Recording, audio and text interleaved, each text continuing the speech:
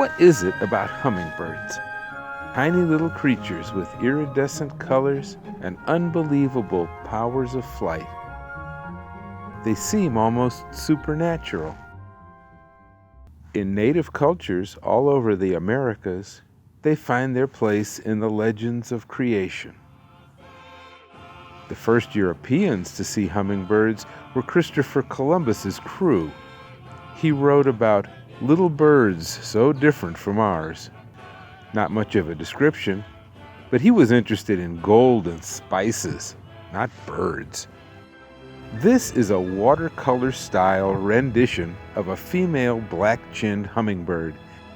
The bright light and pastel tints make this scene perfect as a watercolor. Not unusual until it starts to move.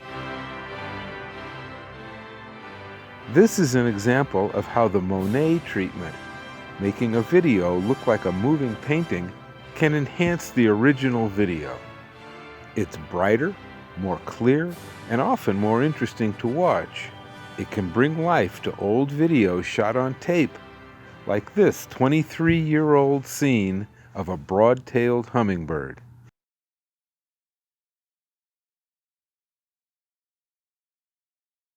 Hummingbird flight is a miracle.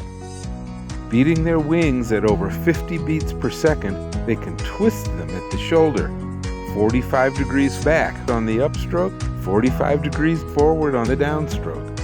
This lets them generate lift on both strokes, and so they can hover.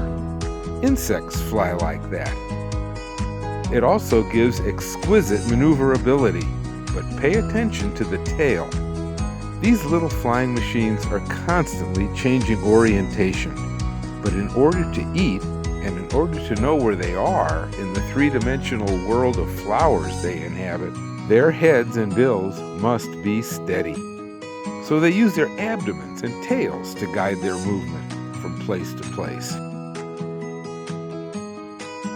If a hummingbird wants to go right, it shifts its tail left. When a movement is done, it uses the tail as a brake. You can see this in slow motion. It's why, in real time, some hummingbirds look like they're dangling from strings, with their little butts going every which way. Hummingbird bottoms move a whole lot more than hummingbird tops. The motion is jerky, not smooth. They are shoving themselves into each new position. Air to them is dense, like water is to us, and needs the extra push. To get a feel of how they're moving, sit in a swivel chair. Take your feet off the floor and try to turn one way or the other. It's hard, and you, too, lead with your butt. Tropical America is home to most hummingbirds, but it wasn't always that way. Hummingbirds and swifts have been considered to be close relatives since the 19th century, based on their skeletons, especially the upper wing bones. DNA confirms the relationship. Hummingbirds and swifts went their separate ways 40 million years ago. The breakup happened in Europe or Asia. Back then, Indricotherium, 4 times the size of an elephant, dominated the land. Hummingbirds then began to move. No one knows what route they took, but they headed to South America, where the abundance of flowers and variety of habitats as the Andes Mountains grew led to the amazing and colorful variety living there today. They became extinct further north, but some managed to recolonize North America. Although ours didn't bring the spectacular tails, amazing bills, puffy legs, and head crests along with them, they did bring a lovely selection of colors. In the east, ruby-throated hummingbirds dominate.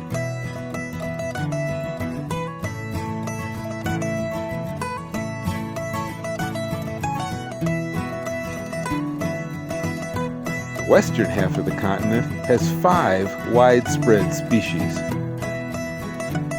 Rufous hummingbirds are hardy and breed as far north as Alaska. They visit the Southeast in winter, but they range all over the West and have been familiar for thousands of years. An ancient legend tells of a volcano that destroyed many people. The Great Spirit, in anger, extinguished the volcano. Only a tiny, gentle fire remained, and the Great Spirit took pity on it, gave it wings, and bade it fly far and wide to delight all the people with its colors of flame. It became a hummingbird. But a rufous hummingbird is not really so gentle, as it chases every hummingbird it finds.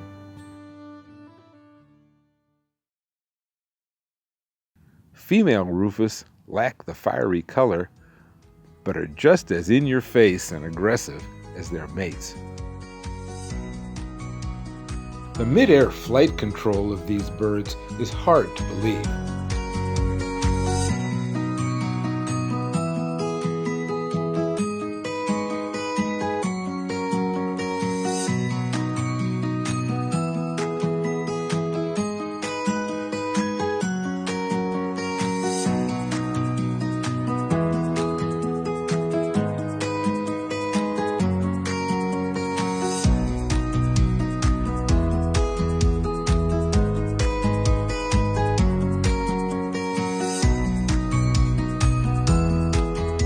Despite their tiny size, calliope hummingbirds venture almost as far north as the rufous.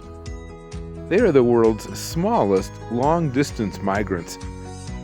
Hummingbird courtship displays often consist of spectacular diving flights in U or J-shaped paths performed over and over right in front of a watching female. The birds fly too fast for a close-up camera to follow. But this calliope had an alternate dance, descending slowly and turning from side to side all the way down. When British naturalist John Gould first described the bird, it was popular to name new creatures after characters from Greek mythology. But why calliope, whose name translates as beautiful voice? Like most hummingbirds, the calliope has barely any voice at all. Did he name it for the musical instrument? After all, a calliope has various sized pipes, just like the bird's neck feathers. Not likely, as the bird's description predates the instrument's patent by 8 years. The black-chinned hummingbird is common in the western mountains. It handles the desert better than most. Like other hummingbirds, females and drab young birds are easier to find at feeders than males. And when feeding, they stay longer in one place. The male's colorful neck feathers, known as a gorget, are purple, but only show in exactly the right light.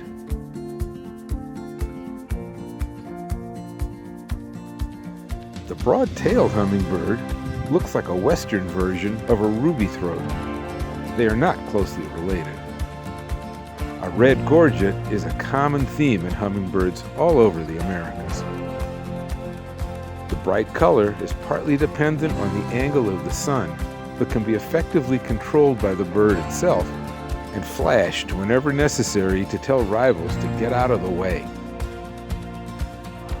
A high-pitched tinkling sound as a hummingbird flies past tells you it was a broadtail.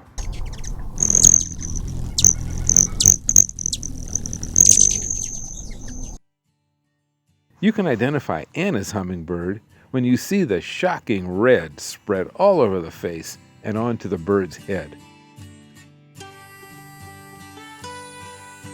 Brilliantly colored head feathers are a feature seen more in the tropics than further north. And if you want to see that sort of hummer in the U.S., you need to go to Arizona or Texas. Rivoli's hummingbird belongs to the Duke of Rivoli again. For a while, it was called the Magnificent Hummingbird. But the bosses in the bird naming world have given it back to the Duke. He is almost as magnificent as a hummingbird. By the way, the Anna of Anna's hummingbird was his wife. The broad-billed hummingbird comes closest to the green, blue, and purple motif of many tropical species. Aptly named, the base of the bill is indeed very broad. These birds jealously guard their patch of flowers, even chasing swallowtail butterflies that might try to sneak in for a bit of nectar.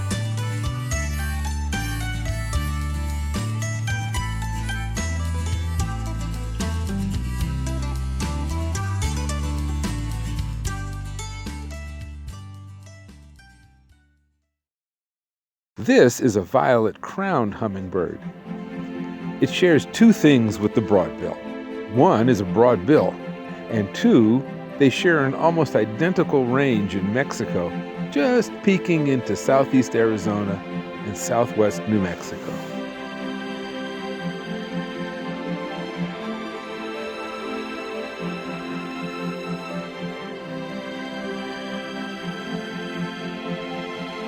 This hummingbird is a bit different from the others. It's our largest one. Its colors are subdued. It's rarely found far from a shady forest, especially one with a stream. It loves the mountainous sky islands that rise above the southeast Arizona desert. It's the blue-throated mountain gem. This male was happy just sitting still while being filmed.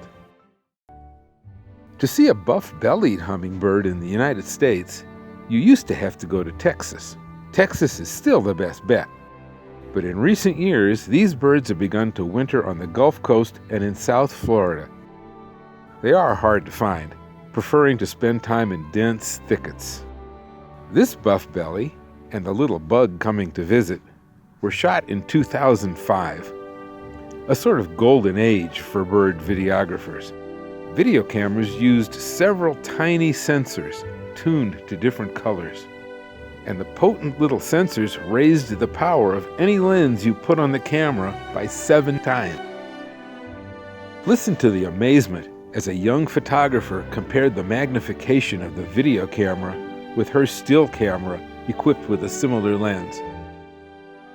Oh, no way! Here's a Jacobin with a bird mite on its head. Days of telephoto like that are long gone.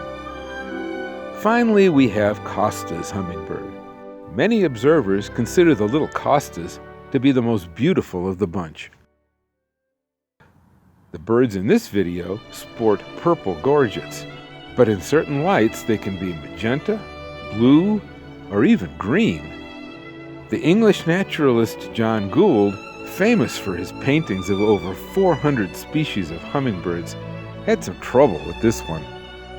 He used pure silver and rare copal varnish in his paints, but he confessed that he couldn't get the metallic lilac of Costa's hummingbird right. Time has not been kind to his colors. Hummingbirds are wonderful subjects for art, whether you do it with traditional media, photography, straight video, or digital manipulation. Although males have the colors, females share equally in the ballet-like movements. The only limit to how you can portray them is your own imagination.